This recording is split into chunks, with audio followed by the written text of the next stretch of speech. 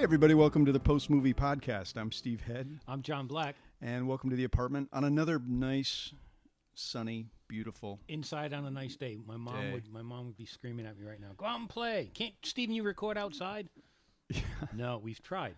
We do that sometimes. Looking across the street, I've been watching these construction workers work on the roof of this building, man. It's just lots of work. Construction work don't ain't whistle easy, at man. them. They don't like that. I didn't know you were going to say that. You give wolf whistles across the street. So it was an all right trip coming in? No hassles? Yeah. It's been such a strange week, movie-wise.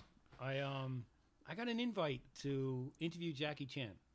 Are you serious? For 1911? For 1911. Was this over the phone, or is he coming to town? Email interview.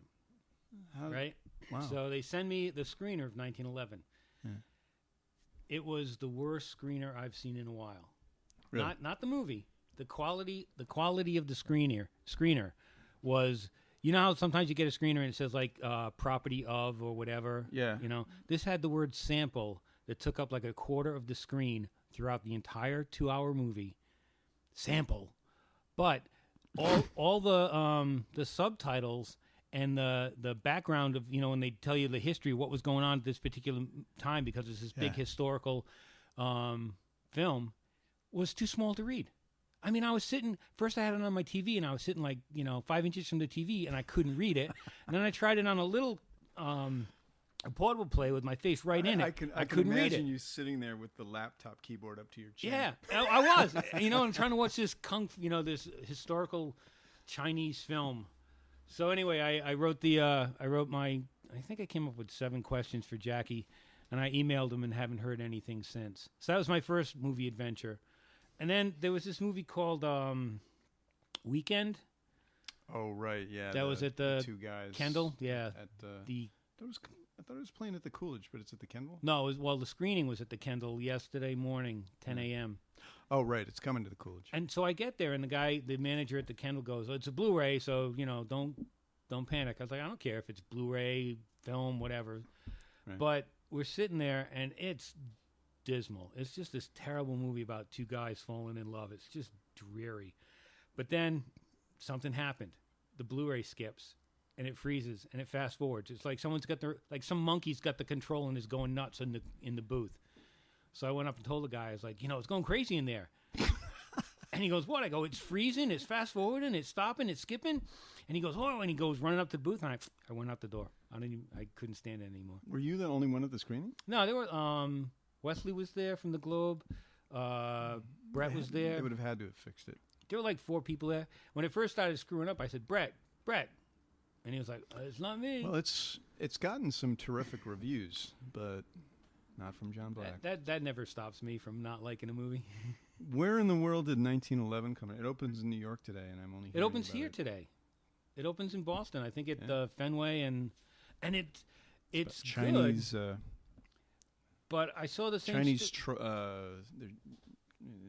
They're the struggle against imperial rule. Yeah, the Qin dynasty, and the revolution that made them a republic. Good stuff, but the movie was done. The same story was told last year in a movie whose name I won't be able to remember, with Donnie Yen in it.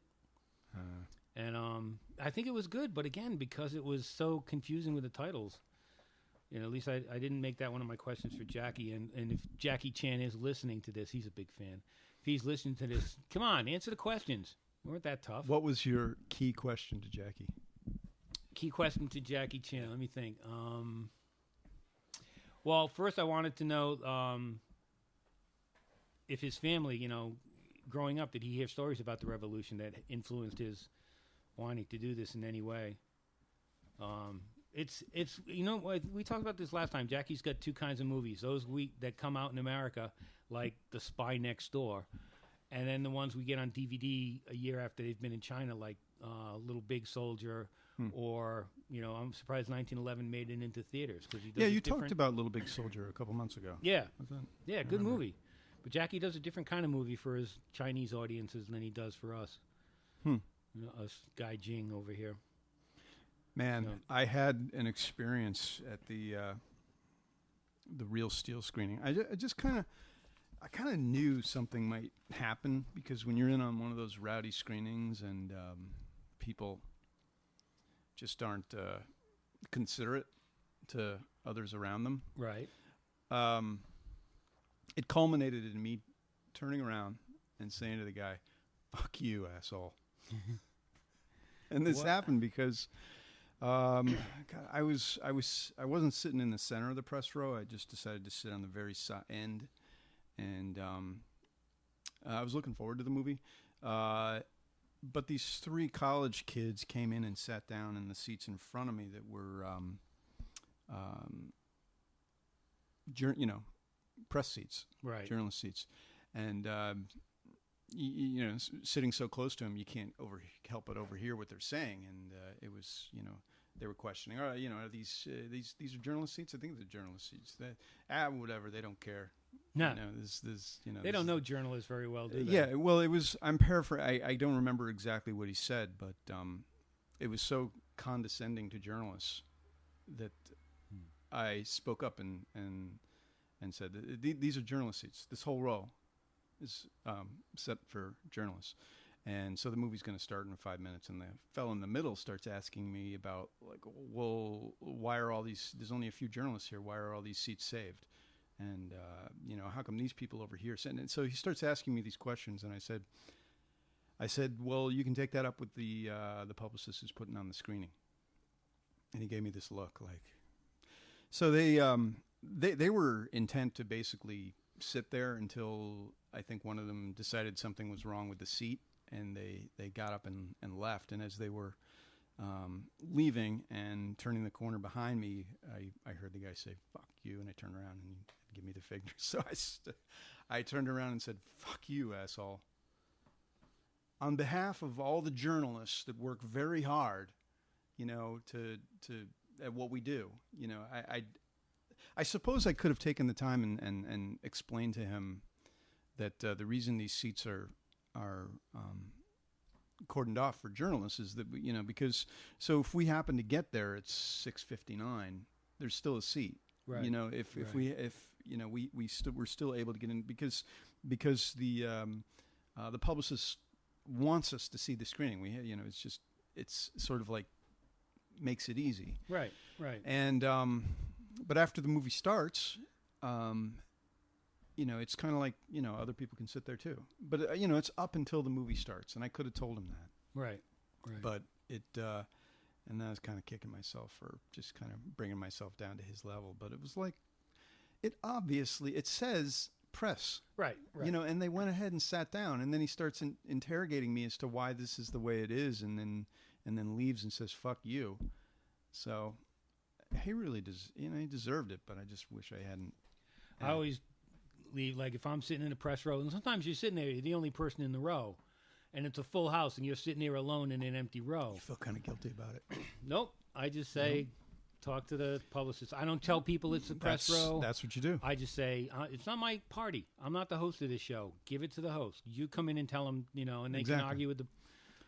And then once the movie starts, if they want to sit down, I have no problem with that.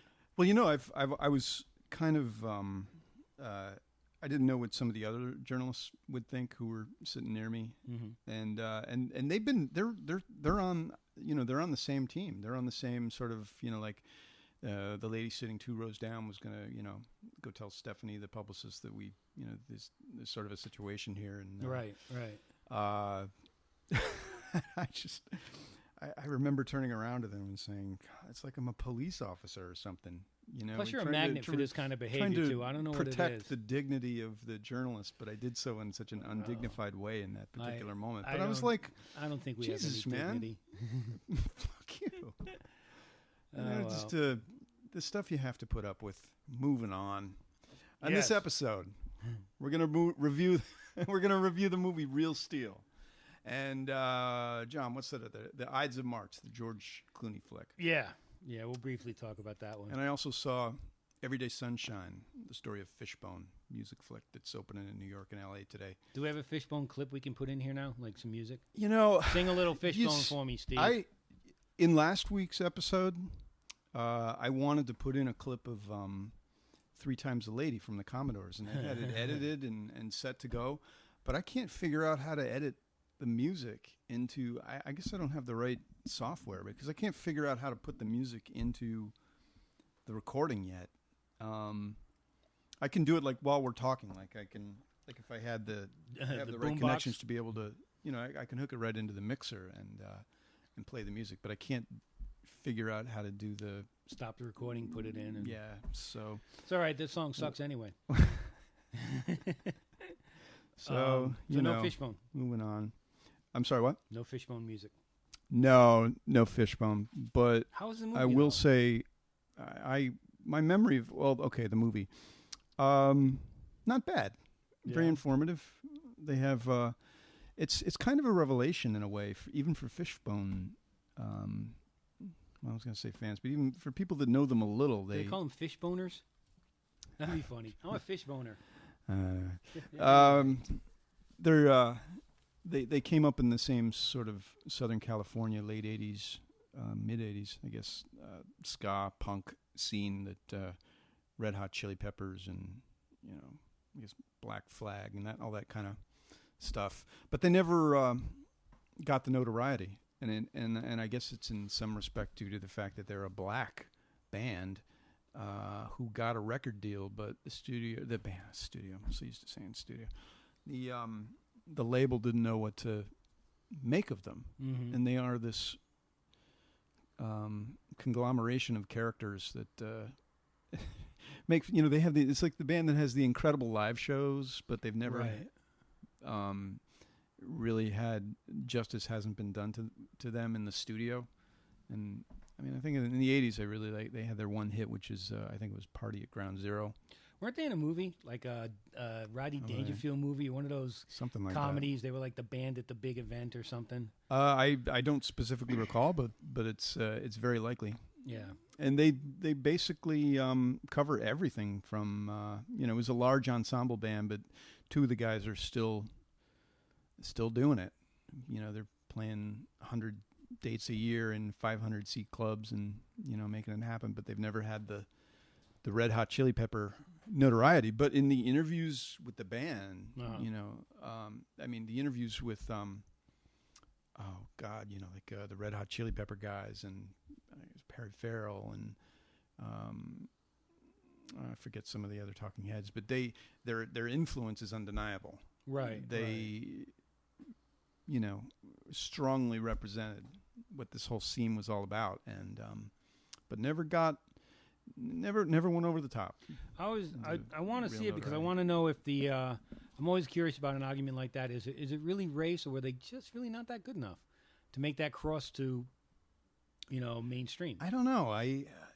Looking at their live shows, and there's a lot of great live footage in the film as opposed to that Replacements documentary where it was just all Talking Heads and no music in the film.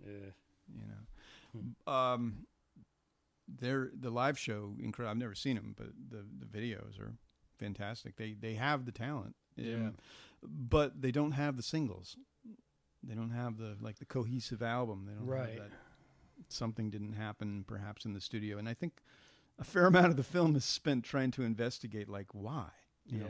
How come it just they are an anomaly in a way, fascinating that way. But if you take a band like Parliament Funkadelic, they kind of do what they do, but it's they have this punk element. They it's like the same. No, I mean it's like that kind of rowdy group vibe. Mm-hmm. But it could be timing. I mean, the P-Funk started in the 60s, and they had George Clinton and Bootsy Collins. They had some strong personalities there. They just hit the right time when funk was, a big thing. Maybe the mixture of ska, punk, and funk just didn't work. I don't know. It was it kind of reminded me of what was that metal band? I had a documentary a year or two ago. Anvil, the story of Anvil. Although these guys, the characters, I forget the band members' names. They're not as goofball or as sort of telling as to why they didn't quite make it. You know, in the movie Anvil, when you really get into those guys' lives, you realize they really are idiots. Well, it's some amusing idiocy going on there, and you end up loving them for it. Yeah. You know? I actually saw them open for AC/DC at Foxborough Stadium. And my seats were way up in the back. And when Anvil played, they weren't using any of the big television screens or the lights or monitors, and it just looked like four little ants playing this kind of music you could hear way off in the distance. Yeah. And then they played the Middle East like 3 months ago. Again? Yeah. Wow. They still tour. They've ignited something from that documentary. You know, I was saving this for a DVD show, but it's along the same lines. I saw this video about the Hollies. Do you know the Hollies? Yeah.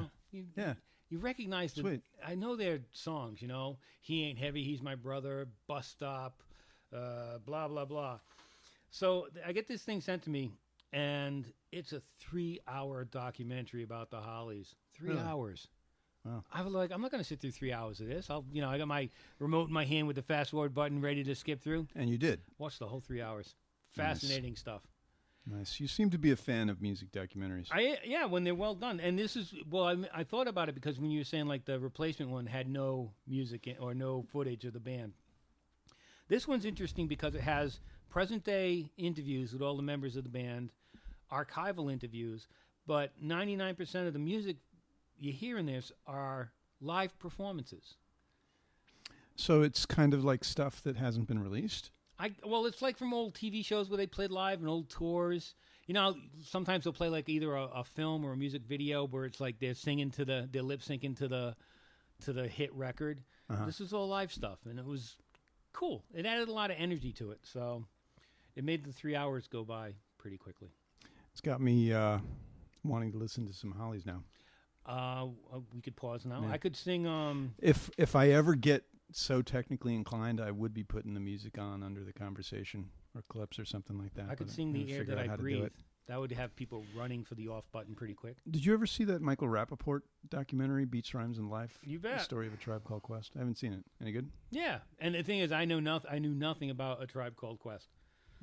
But Bonita Applebaum, You Got It Going On was in my head for days. It's still in my head now. That was a real love letter to the band, though. You could tell Rappaport really liked those guys. Yeah. But it was good. I didn't know anything about them. Hip hop's not in my wheelhouse. Well, you're welcome to borrow this. Everyday Sunshine. I might. I just might. Shall we get to Real Steel? Yes. Rock'em Sock'em Robots. The undeniable cheeseball pleasure that is Real Steel. That it is. It is. I kind of got to thinking that it's. We talked about Fast Five in the last video show, but that's kind of what this is. This is pop culture candy. Yep. Confection. Yep. Supremely well done. Sweet in its way. I guess. Really? I didn't think that even when it got Hugh Jackman was kind of nice, but he's kind there's of a dick. An inhumanity going on. And you know, there's I think that one of the key decisions they made here was that they made the robots, and this is about a future, a not too distant future, where instead of men boxing, they have robots, kind of like Rock'em Sock'em Robots. Yeah, I think at one point they say 2017. Really? Like this robot had completed this something in 2017. Okay. So maybe it's a bit beyond 2017, a little bit. Beyond. But the trainers stand outside the ring and operate the robots. Right. They're like they're big video games. It's like the robots are their surrogates. Right.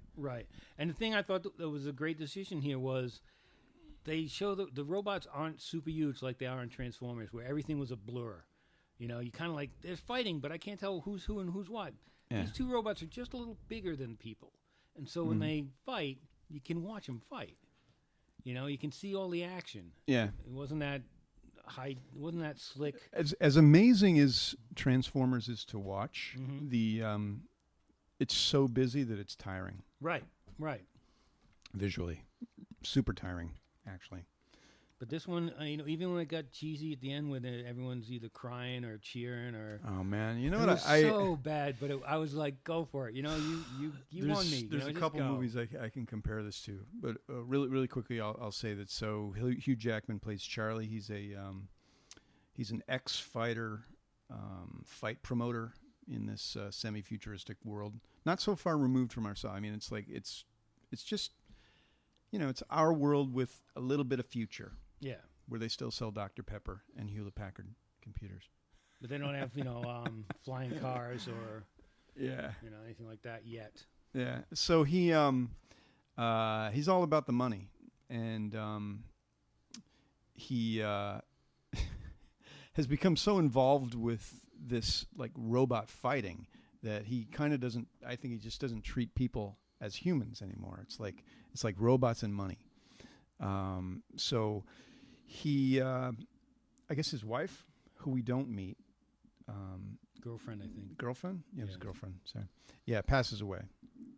And he is given custody of his son, but the kid's aunt, played by Hope Davis, intervenes, saying that we can actually give the kid a better life. We're rich. We're better than you. Exactly. So they buy him. They basically so basically what Hugh Jackman offers is to, like, if you give me enough. That's John. Hugh Jackman fan. Is that somebody waiting for you outside? Yep. So he says 100,000 and he's yours. So he basically sells the kid, and somehow, I forget it, the kid finds out that he was sold to his aunt. But the way this sets up, that the way it sets up is, the kid and Hugh Jackman are going to get together and develop a bond. Sure. Because the Hope Davis, the aunt's husband, says we're going to be going to Europe for a few weeks. We'll be back in a month, but we'd like this deal to kick in after we get back. So if you could just watch him for the summer. Just watch him for the summer, hang out and summer with Dad on the road at boxing matches. So obviously they develop a bond that is inseparable. Yeah. I didn't care. You knew that going in. Yeah. As soon as they set him up with a orphan kid, you're like, ugh, here comes the bonding. Yeah, it's complete setup there. But we're here to see the robots. That's right. And even though, and the whole thing was Charlie buys a robot that gets the shit kicked out of him again. Charlie has it was actually that first robot, I forget its name. The one that fought the bull? The blue one? The blue one? What was the first one? Was the one that fought the bull was actually pretty cool. Yeah. And we should say that's actually kind of important because he fought a bull. Right. So we meet Charlie, and he's got this like rundown robot that's kind of a star, and he puts him into something like a bullfight with this at a rodeo. The rodeo or something like that is put on by this like nefarious promoter guy. I forget the guy's name, but he played Little John in Robin Hood. Okay. It's the evil Southern guy. Yeah, it's the evil cowboy guy. Yep. Bad Texan. Yeah. But the fight scene it's pretty cool. I mean, we're basically seeing these things for the fight scene, and the movie in a way knows that. It knows that that's what we're interested in. We want to see the battles, and it's about that's what the people want to see when they show up to the rings. It's the battles. So anyway, Charlie makes enough money to buy another robot, who's like this high-tech samurai robot. Pretty cool. Pretty cool. But I think he takes the robot back to this gym that kind of doubles as like a robot workshop that's run by his girlfriend, Evangeline Lilly. Yeah. I just said her name like Evangeline Lilly. I forget who she Bailey or so, I think is her Bailey. name. Yep. Yeah. And so she's like the mistress of the robots. She knows how to put them together. She knows how to build the robots. And she basically fashions this samurai robot back together, and this, it introduces the samurai robot is kind of important, even though it goes down to defeat in its first battle. It's kind of important because it introduces a technology that's not used in the other robots, which is a shadowboxing. Shadowboxing, yeah. It has the ability to watch the human and then basically mimic what it's doing. And that obviously comes to play later. This reminds me, the first battle, okay, the big blue robot, I think his name is Ambush. I could be wrong. I wrote down some of the names of the robots in this movie. The robots in this movie, there's Ambush, Midas, Noisy Boy, Twin Cities, double-headed robot, and the big guy, Zeus. The first battle where Charlie's big blue samurai robot goes up against the yellow robot with the red mohawk. Yeah. The surrogate human, the guy operating, Garrett Warren. Who is the stunt coordinator guy who got shot in the face. That story again? That's yes. the same guy? Yes, that's Garrett Warren. He's the stunt coordinator fighter guy, and obviously he had the tough guy criminal look, right? With the patch. But that's if you go back and listen to our review of Mars Needs Moms, you'll find out who Garrett Warren is. Anyway, so Big Blue goes down. Yep. But then when they go to a junkyard they break into a junkyard at night to get parts to build another robot. The kid, what's the kid's name? Max falls down a cliff, or slides down a cliff. A junkyard on a cliff. Yep. Where does that come from? I don't know. The writer's imagination. Yeah. And he uncovers through a mudslide this beat-up old robot that he decides to take back. And this is just the most absurd mudslide. Yep. Where he's like basically hanging over this chasm. 1,000. It looks like it's 1,000. It goes straight feet. to hell. Right. It goes straight and to hell. There's nothing there. But he happens to be caught by the arm of a robot sticking out over the ledge. A complete robot. Like buried in 1,000,000 to 1. Yeah. That this kid just all of a sudden has his hand. It's just absurd. Anyway. I thought fate, for sure, I suppose. I thought for sure at some point in the movie, someone was going to come back from the past and claim that robot as his when it became famous and started winning that's a good fights. Point. I didn't think of that. You know, it was like some old, some guy twirling his mustache. That's my robot. I didn't throw him away. He ran away or something. Thank God it didn't happen. That very well could have happened. That would have tipped the scales into more cheese than it could hold. And it held a lot. I bet there's a subplot that they cut out. Oh, maybe it's the sequel. Deleted scenes. Because this will make a ton of money. Oh, this is definitely set up for many sequels, merchandise and sequels. It'll go against Apollo Creed in the second one. Oh, wait, that's Rocky. It's the same kind of movie. Well, it can go up against Apollo Creed because Apollo Creed would just basically old boxers would just build these robots as representations of so they can bring back all these greater selves, which kind of comes to Stallone. Which kind of is what Jackman does. In the movie. But yeah, hey, talking about Stallone, not only does this have the Rocky elements, but I was kind of thinking it had elements from Over the Top. Remember because that's like the Rocky film where he actually does try to connect with his kid through the wonders of arm wrestling. Yes. Has anyone out there not seen that? Because if you watch Stallone's career when he did stuff like Over the Top, right. That's Cobra. The movie where he has the best faces in that movie. When he's arm wrestling? Yeah. No, I think his best face it's more like face contortion. What's the one he did with Dolly Parton where he was trying to be a country singer? Oh, Rhinestone. Those are his best faces. When he's trying to sing country music. Oh, my God. Yes. We could do a whole show on the really bad Sylvester Stallone movies that we love. I love Rhinestone. It cracks me up. It just cracks me up. I must say it's probably been 20 years since I've seen that, but you got me wondering. Yep, you should see it. I was thinking, man, Over the Top. That is just about as cheeseballs it freaking gets. And I kept thinking about it all through the movie. Do you remember the title song? It's like they're just basically taking. No, I don't. Oh, that's one you should look up and put in the podcast. Because the chorus is just over the top, top, top. I remember it was like a Canon release. One of those Mannheim Golan films. So you automatically think, oh, cheap. Cheap, but they got a star. I saw a documentary called Pulling John about professional arm wrestling. That was great. For these guys who actually go out there and professionally arm wrestle. There's like 6 of them. That's kind of, it's kind of, this movie is basically like like that. There's nothing surprising about it. No. In fact, it's rather tame. It's from Sean Levy, Sean Levy, guy who directed Night at the Museum. So it's got all the technology, but technology. That was my Chicago accent. I don't know what through. that was. No, wasn't English. Yeah, it. It's slick. It's kids will love it. Slick. It's Dads will love it too. It's Hugh kids Jackman can dig takes it. his shirt off a lot. Moms are going to like It's it. got to be PG, not PG-13, Oh, yeah. right? Yeah, I would think It's so. tame in its way.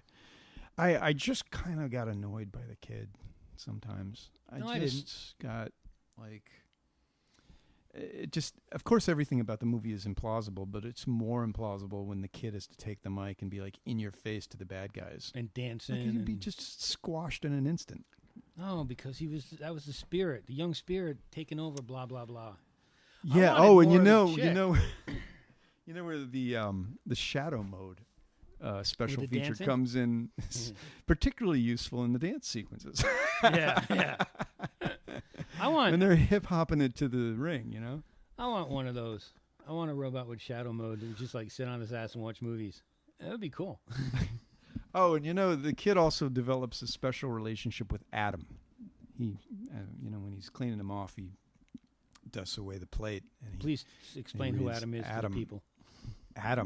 Adam is the guy that He's the guy. He's the is robot. the robot that they find in the junkyard that they take back to Evangeline Lilly, who of course says nothing can be done, but we're gonna try and figure it out anyway. And then they, you don't know much about Adam's past except that he was just from the junkyard. I swear that's going to be the sequel. But yeah, gonna there's rediscover his past. The strange depth here is that when Max is like a couple of dogs, they're like having a stare down. Adam and Matt kind of Max. Adam and Max like staring each other and Max realizes that Adam has self-awareness, but it's like a secret. You know what I mean? Yeah. He's like, Adam, I'm not going to tell anyone. I know that you know things. I know that you know, but I'm not going to. I won't tell anyone you touched me there. Here's the one real stumbling block I had with this. They give Adam a face. It's not a real face. It reminded me of the face from iRobot. Yeah, it's kind of like the mesh across his yeah, visage kind of looks like a smile, and he's got blue eyes, so it kind of looks like he has a face. Just give him the eyes, or We impose our feelings upon that. I did. We anthropomorphize. And sometimes my no, that would feelings- be an animal, not a robot. Either way, we robot motophized. And I'm sure the feelings I gave him were different than the ones you gave him. We'll just leave that. You can go anywhere you want. Yes. They give you the face, and then you My just paint your robot kept feelings upon it. staring at Evangeline Lilly a lot. You know what's surprising? She's still got it going on. She's got a lot. She doesn't have much to do in this movie. Well, she's kind of the naysayer. Yeah. She's kind of the grounded. Hugh Jackman's character Charlie is more like, Grow up, everything's Charlie. gonna be great. We're gonna do this and that, and she's more like, get real. We got to save the gym. Yeah. My dad would have loved you if you'd done that. Yeah. I'm surprised. This was actually, it was based on a. Let me see if I can remember this correctly. Richard Matheson's 1950 short story. Steel was made into a Twilight Zone episode starring Lee Marvin. Really? So I don't even recall seeing that, but that's where this came from. So I'll have to. I think I've got the Twilight Zone on Netflix. yeah. When I read that, I was like, man, I got to break out my Twilight Zone companion by Michael J. Straczynski. Look up the Lee Marvin episode. I don't even remember. Lee this. Marvin rules. I thought I was pretty good with the Twilight Zone stuff, but this one got me. It's only so much you can keep in your coconut. Yeah. Well, I would recommend this movie. I think it's all right. It's This is the kind of movie I wish I still got high, because I would get high and see it again. Are you kidding? I would get baked so much I needed a seeing eye dog to find my chair. I'd sit there and just watch it again and goof. The robots are pretty cool to look at. I'd be crying. I'd be laughing when they started crying. There's also the voice. What is it? They have like the voice recognition special feature that Adam has. Adam has the shadow boxing special feature, but he also has can take voice commands, because like the robots, for people who haven't seen the film, they're controlled by these like game consoles, like these giant sort of Nintendo kind of things. giant Well, some Atari. of them are. I mean, like what's the guy's name? Zeus at the end is controlled by I think a couple of guys sitting in this like ultra futuristic pilot's cockpit. You know, with all these screens and stuff Right. like that. But you know, the earlier robots, the other ones are controlled by like fancy Nintendo things. But there are some robots that can be controlled by voice recognition. Right. So that's what was developed with Punch, scratch your nuts, punch. Yeah, that's what was developed with Ambush, because he was a Japanese robot that they had to like convert the Japanese. Right, he didn't speak English. Yeah, so He knows speaky that's what that English. was. And I guess it was Adam that had the shadow mode. Maybe I got that wrong. Anyway, it's a good film. Yeah, It's all right. Yeah. It'll make a ton of money. It's completely disposable. Yeah. You know, I kind of won't like. remember anything but a couple of cool fight shots Yeah. in a week. Yeah. I'm actually looking forward to seeing this on at home on Yeah. Blu-ray. Would look pretty damn cool. Cool. Moving on. Yes. Ides of March, which John has seen. Yeah. You know, and John didn't like it. Go for it. I mean, I knew the reviews would be raves today. You know, and a lot of them are. Clooney's a genius. This is the most important movie of the year. Ryan Gosling is everyone's favorite movie star now. Yes. Reminds you of what politics could be, blah, blah, blah. I was bored. I thought Clooney he's just too slick. You know, it's basically the story of a young, idealistic campaign worker who is only involved in politics because he believes the man he wants elected, played by George Clooney, can really make a difference in this country. And then he finds out, you know what? He's The kind guy, of he's a scumbag. yeah. Everyone's a scumbag. So you know what he does? He becomes a scumbag too. You know, the whole plot to me was predictable. Some good performances, but I thought the pacing was way off. And it's just that, I mean, George Clooney thinks he's a little bit better than everyone, and he wants to show you in this movie. And I just don't buy it. He's an uber human. Yeah, he thinks he is. He really thinks he is. And I wasn't buying it. Do you begin to believe one's reviews if he's called exceptional, No, he already savvy, knew that. provocative? Yeah. He's I think Clooney. He's It's like that's the believes it now. verb. He's Clooney-esque. I was not taken in by this for a minute, and it wastes some good talent. Paul Giamatti and Philip Seymour Hoffman play the savvy political. just on the cast wizards. alone, I'm interested. Yeah, I mean, I Marissa just Tomei. barely in it, and still hot, but barely in it as a reporter who has the goods on the slick guy. And who's the other girl in it? Evan Rachel Wood. Yeah. Barely in it. You know, she's just a teenage pawn being played by these politicians. Don't care. Just don't care. So that would be your review. Is Yeah. John Black. Yeah. This is his first That's it. movie since Leatherheads. Good Night, Good Luck. Oh no, that's right. Yeah, that's we right. all He did Leatherheads. See, that's the that was Clooney another magic. He makes you forget Leatherheads. I think when you have a star of this magnitude, that Blazing through the skies of Hollywood. editing decisions aren't as important as what the star wants. So the movies tend to they tend to be boring due to too much Clooney. indulgence Yeah. in certain characters that don't drive certain character activities that don't drive the plot. This is a That's vanity that's a project. theory with star-driven vehicles. Adam Sandler When movies. like basically they can hold it against the director and the editor to basically get what they want and Mhm. make the producer happy. So they feared that this would happen 100 years ago With when movies were starting out, that the producers knew that if stars got too much power, this is what was going to happen. sometimes they were right though. I mean, Yeah. Charlie Chaplin was one of the ones they feared most because he was trying to make movies that were funny and sad. You can't do that. You can't make them But both. it's funny that I see Chaplin more as a great director, Mm-hmm. as opposed to I know he was world famous for being The Little Tramp. the Tramp. Yeah, but I see him more as a visionary. I mean, to apply that kind of image to George Clooney is just Only Clooney would. It's like these they. I guess there's a way that things balance out. You can go to film school and be a great technical director, or you can be an actor and then transform that into being a director, like Cassavetes or something like that. But it just goes. It becomes self-indulgent. Like if an actor doesn't really know how to direct a movie, then the movies become self-indulgent. Pedantic. And that's my word. Self-indulgent. Pedantic. It's a hyphenated word, but it'll probably be, and because I didn't like it, it'll probably be number one at the box office, win Oscars. It'll be Ides of March 2. Are they really thinking this is Oscar crap? I don't know. I don't think so. I don't see how it could be because it's pretty boring, but I've been wrong before. I know, it's shocking. So you're saying save it? I wouldn't. Would you catch this at a matinee? No. I won't watch it when it comes out on DVD. I still want to see it. Good. I still want to see it. You should. And you should bring back all your concerns to us. Do you think that your opinion of this film is maybe tainted because it's about politics and you might not be into politics? Nope.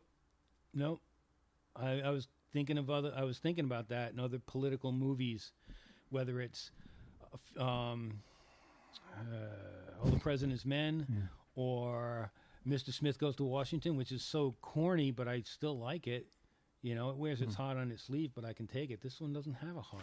Does it have this feeling like Clooney wants to be the politician? I think like he has this real life aspiration.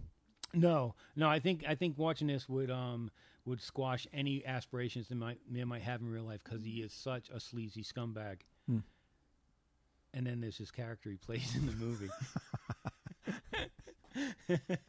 That was a cheap shot. Okay. But I'm sure.